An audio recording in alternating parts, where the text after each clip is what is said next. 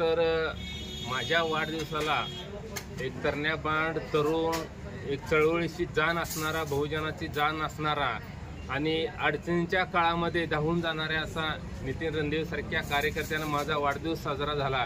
खरंच माझं मन भरून आलं आणि खूप आनंद झाला मला। पण या माध्यमातून एवढंच सांगेन की नितीननं माझा वाढदिवस केलाय, पण वाढदिवसाच्या रूपात कायमस्वरूपी रोज मी नितीनच्या सोबत असेन। मग कुठलीही त्याच्यावर संकट आले, कुठलीही वेळ आली, कुठल्याही थराला जायची वेळ आली तर मी अर्ध्या राज्याला नितीन सोबत असणार आहे। नितीननं माझा वाढदिवस केला म्हणून नाही, तर नितीन मधली जी क्वालिटी आहे ती क्वालिटी त्याची एकदम चांगली आहे। ती क्वालिटी बहुजनाच्या, गोरगरीब, 18-12 बोलच्या प्रत्येक जाती धर्माच्या कार्यकर्त्याला सगळ्याला उपयोगी येणार आहे। आणि ही कार्यकर्ता गोरगरिबाच्या अडीअडचणीत रात्री धावून जातोय, त्याच्यामुळे अशा कार्यकर्त्याला ताकद देणं माझं काम आहे। म्हणून मी आज या ठिकाणी नितीननं माझा वाढदिवस साजरा केला म्हणून मी आलो। खरं तर मला वेळ नव्हते, परंतु नितीनचं कौतुक करायचं होतं। 4 माणसालाही कळलं पाहिजे की नितीन खरंच काम किती चांगला करतोय। 2 महिन्यापूर्वी नितीननं इथल्या तहसील ऑफिस, पंचायत समितीवर मोर्चा काढला होता की नुसते फक्त दलित समाज असेल किंवा कोळीमाळी धनगर असतील असं नाही, तर घरकुल ही प्रत्येक जाती धर्माच्या माणसाला त्याची क्वालिटी बघून त्याला घरकुल दिली ती शासनाने। परंतु शासनामधले काय भ्रष्ट, काय नालायक अधिकारी जे खुर्चीवर बसले ते त्यांनी घरकुलच्या नावाखाली पाक उपसली गेली। शासनाच्या तिजोरीवर, शासनाच्या मालमत्तेवर दरोडा टाकला, पण कुठल्याही घरकुलधारकाला त्यांनी वाळू दिलं नाही। पण नितीन सारख्या फकड्यानं या गोरगरिबासाठी आंदोलन केले, मोर्चा काढला, शासनाला वेटीस धरलं, परंतु तरी देखील ह्या गेंड्याच्या कातड्याने सरकारने जाग आली नाही, त्यांना घरकुल दिलं नाहीत, वाळू पोच केली नाही। परंतु मी आज देखील नितीनसाठी खास मी कलेक्टर ऑफिसला गेल्यानंतर माहिती घेतली की बाबा नितीन आंदोलन सांगोल्यामध्ये एवढे केले होते, का त्यांना वाळू मिळाली नाही, तुम्ही जी वाळू आजपर्यंत उचलली ती कुणाकुणाला वाळू दिली त्याची माहिती द्या म्हणून त्यांना धारव धरले, झोप उडवले। पण नितीन पुढच्या काळामध्ये लक्षात ठेवा, थोडे दिवस थांबा, सरकार आपलं येणार आहे। ही पांडुगुळांचं सरकार लवकरच जाणार आहे। ही वाटेल लागली ती ह्यांचं आता गबाळ गुंडाळलंय, ताशा बांधलाय ह्यांचा, आता वाजंत्री ह्यांना न्यायला लावायचे ते लक्षात ठेवा।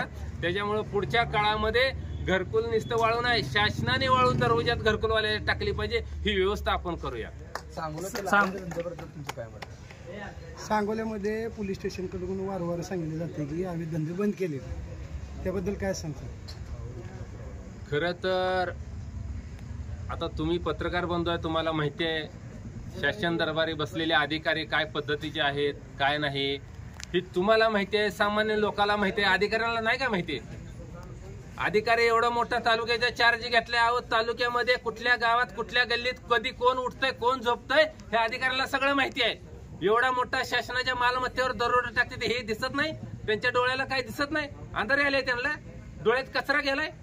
पण ही गोष्ट सगळ्या अधिकाऱ्यांना माहिती आहे, यांचं लागे बांधे आहेत म्हणून कारवाई होत नाही। पण लक्षात ठेवा, अशा कुठं काय गोष्टी असेल, नितीन असेल, तुषार असेल, तुम्हाला सगळ्या तरुण कार्यकर्त्यांना सांगतोय, अशा जर गोष्टी असतेल्या आणि अधिकारी कारवाई करत नसेल, जो होगा देखा जाएगा, आपण त्याच्या विरोधात आवाज उठवूया आणि ती बंद करायला भाग पडूया।